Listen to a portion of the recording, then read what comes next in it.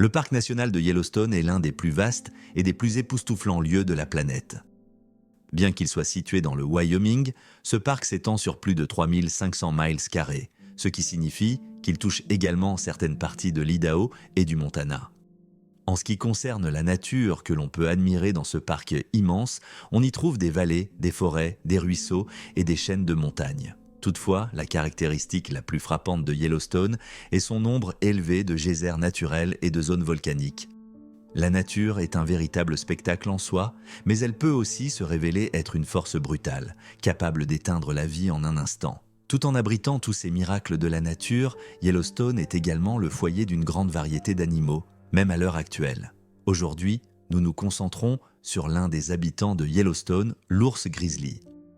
Les ours grizzly sont de véritables puissances et peuvent être très agressifs lorsqu'ils sont provoqués. Comme vous le verrez dans l'histoire que nous avons pour vous, ils font partie des animaux les plus féroces lorsqu'il s'agit de défendre leurs petits. Le protagoniste de notre récit est Corey Alder, un amateur de randonnée et photographe de la faune qui a décidé que sa prochaine grande photo devrait être prise dans le légendaire parc national de Yellowstone. Il est arrivé dans le parc en juin 2007 et a choisi de rester 3 jours pour admirer les paysages et capturer autant de photos que possible.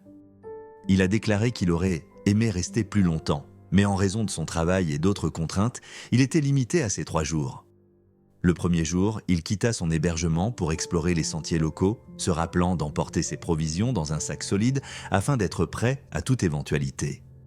Bien que cela semblait inutile sur le moment, il avait également mis dans son sac un spray anti-ours et un couteau de poche. Il quitta la cabane à 7 heures du matin pour profiter de la fraîcheur matinale et tirer le meilleur parti de son temps limité. Bien qu'on aurait pu s'attendre à croiser beaucoup plus de monde sur les sentiers ce jour-là, Cody découvrit qu'il était seul, sans aucun signe d'activité humaine autour de lui.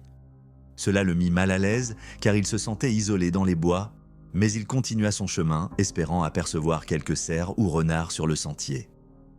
Après avoir marché un certain temps, Cody aperçut un chemin secondaire qui s'éloignait du sentier principal, menant plus profondément dans les bois.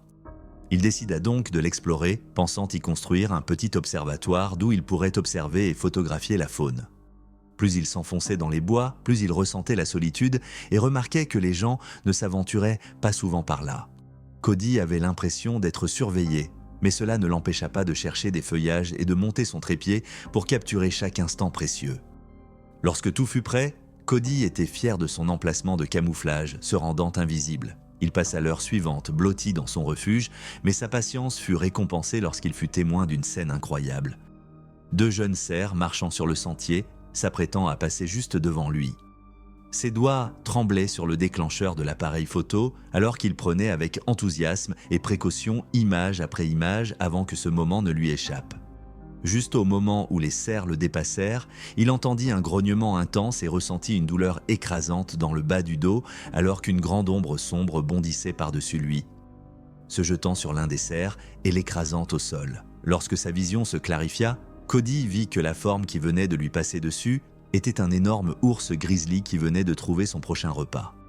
En général, lorsque les prédateurs trouvent de leur proie dans la nature, ils privilégient le repas en tuant immédiatement l'animal, en lui brisant le cou, puis en le ramenant à leur tanière ou en le consommant sur place. Cependant, lorsque les omnivores comme les ours tombent sur leur proie, ils l'attrapent mais ne la tuent pas tout de suite. Ils préfèrent immobiliser l'animal et commencer à le manger comme s'il était déjà mort. L'ours, qui se trouvait à quelques mètres de Cody, brisa le dos du cerf d'un seul coup de patte, le rendant ainsi paralysé. Il mordit dans la patte du cerf, déchiquetant sans effort des morceaux de chair. Quand Cody pensa que les choses ne pouvaient pas devenir pires, il remarqua un mouvement provenant de l'endroit où l'ours venait de mutiler le cerf. 2 petits oursons. Cet ours venait juste de capturer sa proie et était en train de nourrir ses petits. Cody ne pouvait pas imaginer une situation plus désastreuse que celle dans laquelle il se trouvait à ce moment-là. L'ours finit son repas et laissa ses petits s'attaquer au cerf. Cody sentait son cœur battre à tout rompre dans sa tête alors que sa respiration s'accélérait, réalisant qu'il était en proie à une crise de panique qu'il ne pouvait pas maîtriser. Il ne parvenait pas à contrôler sa respiration tandis que l'ours se déplaçait autour de lui, probablement en train de scruter la zone. Au fur et à mesure que le temps passait, la respiration de Cody devenait de plus en plus intense et l'ours devenait de plus en plus curieux à l'égard des feuillages en mouvement sous lesquels il se trouvait. Avant longtemps, les bruits de l'ours en train de dévorer le cerf furent couverts par les grognements de l'ours qui venait de sentir l'odeur de Cody et commençait à fouiller dans les feuillages à sa recherche. Après seulement quelques secondes, l'ours le trouva et les sons les plus terrifiants de grognements résonnèrent dans les oreilles de Cody alors que les puissantes pattes de l'ours le tiraient des buissons et le jetaient au sol. Enragé, l'ours déchira ses vêtements et ses jambes, la seule chose empêchant Cody de faire face à une mort certaine, étant le lourd sac à dos encore attaché à lui. Réagissant rapidement, il tira le sac au-dessus de sa tête pour se protéger. Il pouvait sentir le sac devenir plus léger à chaque coup que lui portait l'ours, car il était presque vide. Cody était paralysé par la peur, mais tout ce qu'il pouvait faire était de mettre ses mains derrière sa nuque et d'espérer le meilleur.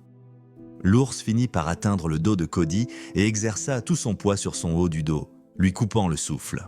Alors qu'il pensait que l'ours allait se diriger vers son cou pour lui ôter la vie, il sentit l'ours s'éloigner. Chaque seconde passée avec son visage dans la terre semblait durer une éternité. Mais après quelques instants, il prit une grande respiration alors que ses poumons se remettaient du traumatisme. L'ours n'était plus là et Cody éprouva un immense soulagement en réalisant que la mort l'avait épargné. Il lui fallut 1 heure pour se calmer avant de pouvoir se relever, mais il réussit à se mettre debout, même s'il était instable. Cody boita le long du chemin qu'il avait emprunté, observant les restes du cerf laissés par les ours.